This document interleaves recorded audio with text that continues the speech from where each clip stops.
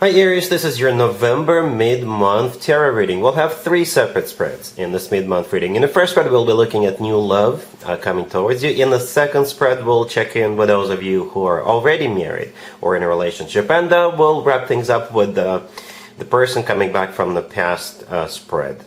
Please like, share, and subscribe to support this channel.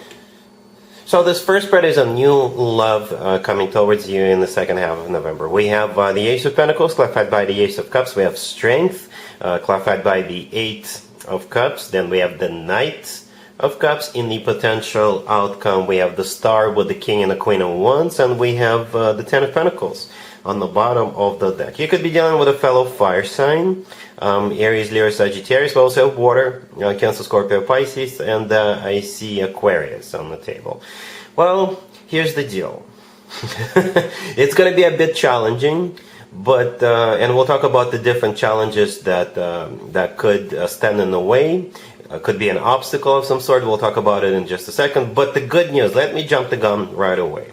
In the potential outcome, we have the Star with the King and the Queen of Wands, right? And we have the Ten of Pentacles on the bottom of the deck. And I think this is what you should be focusing on when it comes to this connection. This person could be your perfect match. This person, as a matter of fact, could bring healing into your life, right?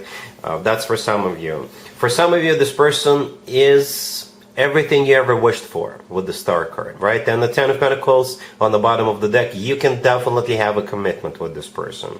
However, like I said, there is a bit of a challenge, right?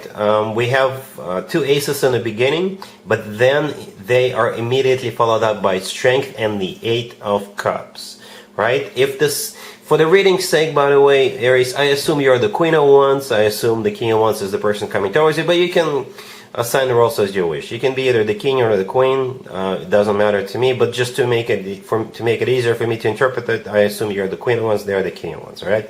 So anyway, here comes that Strength card clarified by the Eight of Cups, and I think that's where the challenge is for most of you. By the way, if this King of Wands is a Leo, then it kind of makes sense, because Strength is a major arcana card for a Leo, one of their major arcana cards. But if we want to look at Strength as a card in general, then Strength could be a card of courage.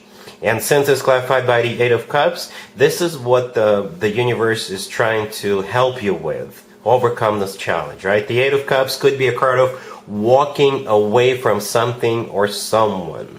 All right, you could be in a dead-end relationship right now. You could be in a relationship that is on the fritz. It's done. It's not going anywhere. And if that's the case, perhaps the courage is for you is to walk away from that relationship. All right, that happens. Yeah, the Eight of Cups could be you walking away from your current belief system for some of you. Perhaps at this point you firmly believe that your person, your boyfriend, your girlfriend, your future husband or wife, they're supposed to be one particular way. They should be from a particular background, from a particular culture. There should be this, this, and that. And there's nothing wrong with that. It's normal to have that. But perhaps something about this person is different. They don't fit that description that you pictured in your head, right? They don't fit that description. And perhaps for you, the challenge is to give this person a chance either way. Okay? With the Eight of Cups, you could also be walking away from something or someone else. Whatever the problem is, this is you walking away, and you'll need to have courage. And I think it will be something that will pay off in a huge major way. Because first of all, let's go back to the beginning now. We start with 2 aces, the Ace of Pentacles and the Ace of Cups clarifying it. One ace clarifying another. 2 aces. That's crazy, Aries. This barely ever happens. The Ace of Pentacles is a golden opportunity. The Ace of Pentacles comes in and people's lives change. You see how there is a pathway in the right bottom corner of the Ace of Pentacles? This is a pathway to new life. Okay, the Ace of Cups clarifying it is all about love, genuine, authentic love. So this person does love you or will love you, right? Very quickly. It could be love at first sight, right? And the Knight of Cups in the kind of in the middle right there could be a water sign, Cancer, Scorpio, or Pisces. But it's also all about love, just like the Ace of Cups. The Knight of Cups is the most loving, the most romantic, knight out of all four knights. This knight is often referred to as the knight in the shining armor. So when you have both the Ace of Cups and the Knight of Cups in the same spread, yes, definitely love. Definitely love. But for some reason, like I said, with the Strength and the Eight of Cups, you'll have to have courage to give it a shot. You will have to have courage to follow your heart for some of you. Perhaps in the past you got burnt by, we all get burnt. We all go through, failed relationships. Some of us go through failed marriages. So perhaps right now you're very skeptical, and when this person shows up, you'll just have to, I guess, let go of what happened between you and another person in the past and follow your heart, follow love, right? This person does love you. The Ten of Pentacles on the bottom of the deck is a card of a rock-solid commitment in marriage. This is a card of when people have money in the bank, when people buy real estate together, and all that good stuff. I hope all of this makes sense. It's a bit of a challenge, but I think it's going to be easy for you to overcome whatever that thing, whatever that obstacle or challenge is. Follow your heart. Aries, really happy for you. Congratulations. Aries, if you're already married or if you're in a relationship, this spread is for you. We have Death, clarified by the Page of Cups. We have the Four of Wands. Then we have the Emperor and the Wheel of Fortune on the bottom of the deck. You could be dealing with a Scorpio, maybe a Sagittarius. The first thing I thought of, to be honest with you, is you're going to be participating in a Scorpio's birthday party. So we're wrapping up Scorpio's birthday season in the second half of November, and we're actually starting a Sagittarius birthday season. So you got both Sagittarius and Scorpio on the table, right? So it could be like a double birthday party, perhaps a very late Scorpio and a very early Sagittarius decide to throw a birthday party together. That happens too. But yeah, Death, the first card that came out, is a major arcana card for Scorpio, but Death is also a card of transformation, right? Don't be afraid of the Death card. It's all the other cards on the table are very positive. So it's some kind of a transformation of your existing relationship or your marriage. If you're not going to a Scorpio's birthday party, that's what those could be. You could be moving, right? The Wheel of Fortune on the bottom of the deck could be literally relocation card. It's also a card of starting a new cycle. If you're just dating right now, you could be making it formal, making it official, making it exclusive, taking it to the next level with your person. All right. Again, travel could be somehow part of this. The Page of Cups, clarifying that, if you're dealing with a Scorpio, then yes, this is an invitation to a Scorpio birthday party.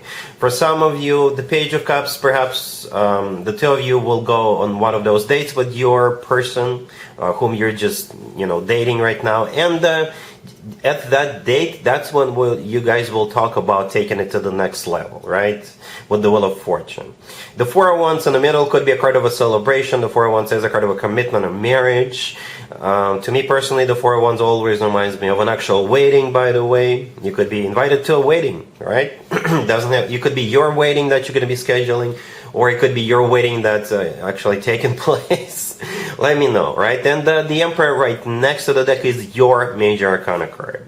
It's always a good sign to have your own major arcana card in your own reading. That means you're like in the center of attention. You could be the one calling the shots. You could be the one vibrating on the highest level possible, right?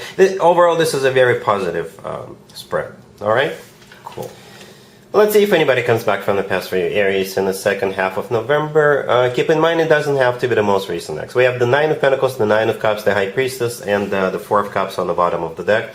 You could be dealing with pretty much any zodiac sign, but I just don't see you even thinking about, getting back together with anybody from your past. As a matter of fact, these are all very symbolic cards, right? Because we have different types of cards in the tarot deck, right? We have cards with people in them. We have cards with animals. We have cards with deities, right? We have cards with just one person in them, with two people in them, and you get the idea.